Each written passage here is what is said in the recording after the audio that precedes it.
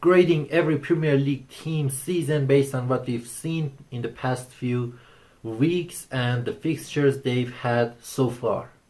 Before we start this video, please don't forget to smash the like button and of course subscribe to the channel for more daily content around football, especially what's going on in the Premier League. Before we start talking about the Big Six, we have to talk about the teams that are on the top of the league table. Teams that probably no one gave them a chance at the start of the season, but against all odds they're fighting for a spot in the UCL of next year, and they're having a great campaign. Nottingham Forest for me is the first thing we have to talk about after they went on and signed a lot of players, including some young talents and of course some experienced ones. Last year they grabbed some attention, but they failed to get quick success. So in this season no one really gave them a chance of winning a lot of games or being on the top of the league table. But after they brought in Nuno as their head coach, things started to change. He started to win games for them, and of course Chris Wood is scoring a lot of goals for them, banger after banger in counter attacks, because that's what they do. They sit deep in their defense and hit you on the counter attack, and they're actually amazing in that. And to be honest, I truly give them a solid chance of making it to the next year's UEFA Champions League, because right now they're in the third place and I don't see them losing that many games, and I don't see them drop off massively. So based on what we've seen from them and the players that they have, I'm gonna grade them A. And yeah, they are fantastic. Another team worth mentioning is of course Bournemouth. Despite the injury problem that they have this season, they've been brilliant under the management of Iraola, because he's a fantastic coach in this league and they're having a great season. They've won games against the likes of Manchester City, Arsenal, Manchester United, and even Nottingham Forest that we just talked about. And although I do not think they'll make it to the Champions League for next year because of where they stand in the league table right now, I still believe they will manage to qualify for the Europa League, and they're gonna have a good run in that competition. So based on everything we just talked about Bournemouth, we can probably give them a B. The other team we need to talk about is of course Newcastle United. They're having a great season under management of Eddie Howe, and they've done brilliant job this season. They're not only standing strong in the league table, they've secured a place in the EFL Cup final. So they've already had a better season than last year, thanks to the good players that they have across the pitch. I mean, they have great defenders, big physical defenders like Dan Burn and Fabian Schär, and even Botman. They have great midfielders like Bruno G and Sandro Tonali, and in the attack, I mean, you cannot deny the chemistry between Anthony Gordon and Alexander Isak, who's having a brilliant season, and he has catched a lot of attention from the big sides as well. And we have to give some credit to Eddie Howe as well, because he transformed Newcastle from a relegation battling team into a cup finalist, and of course a team that is fighting for a spot in the next Champions League. This Newcastle side have been facing Arteta's Arsenal this season 3 times, and every time they won, and they haven't received a goal against them, and that can show you how solid of a performance they've shown in these 3 games. So based on what we just talked about, I think we can give them a B as well. And if they win the League Cup actually against Liverpool, that grade could go straight to an A.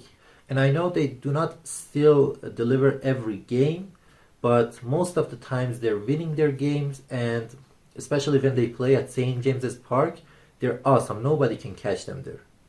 But if we have to talk about the top six, we have to start from the two teams of the Manchester, starting with Manchester United, who are having another disastrous season as usual.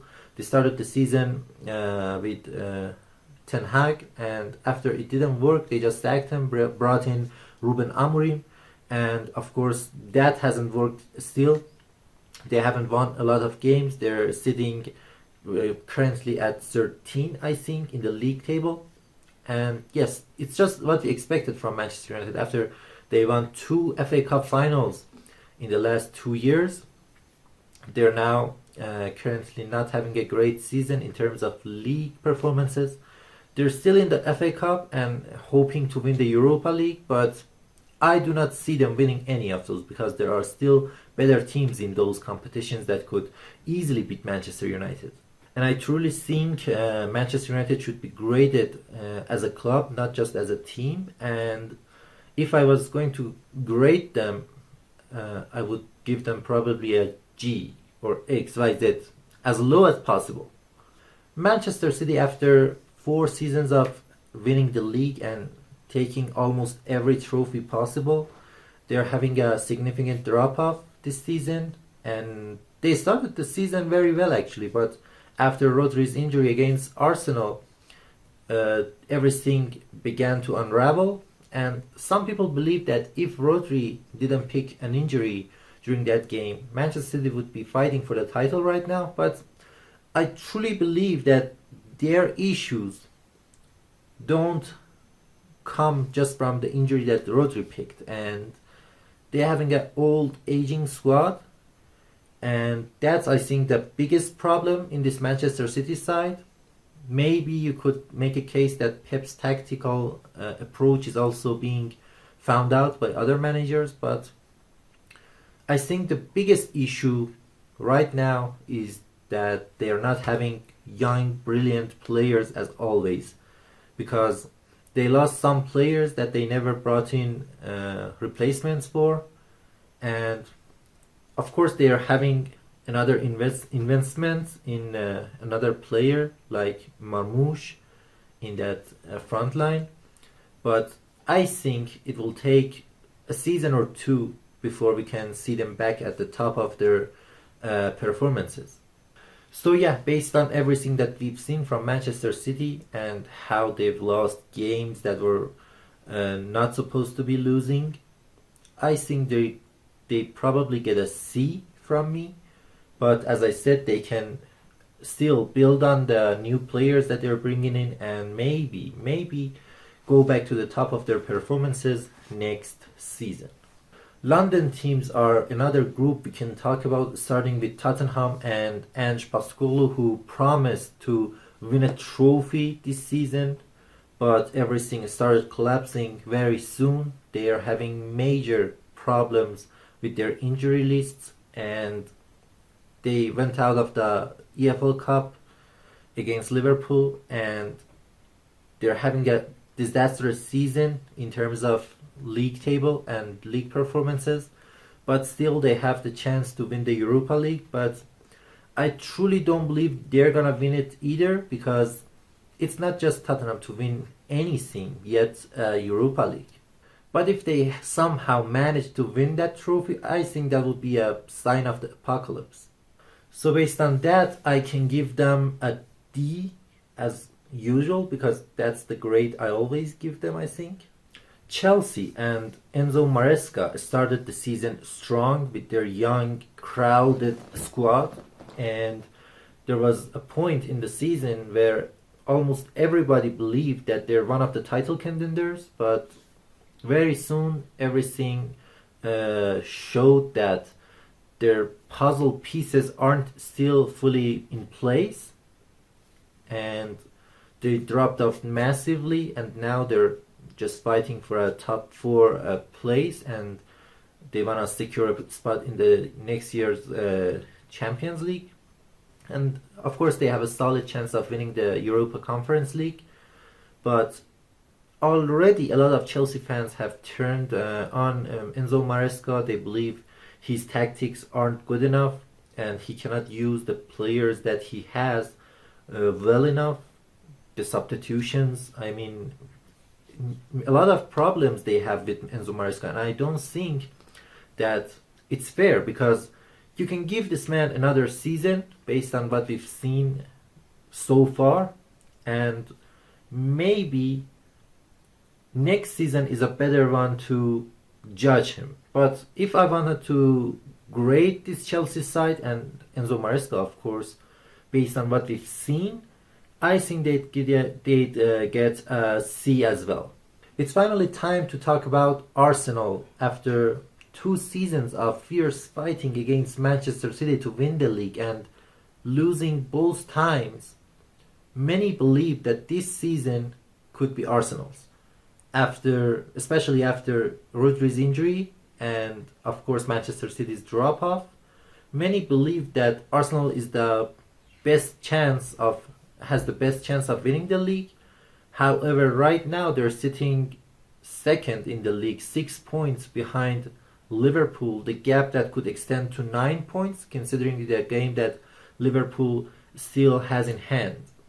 Arsenal is actually responsible for any struggle they're having right now, because they experienced the struggles of not having a proper striker last season, and Arteta and Edu and whoever is involved in their transfers, instead of addressing those problems and bringing in replacements for Smith Rowe, Nketiah, Xhaka with the same profiles, they went on and brought in more defensive players.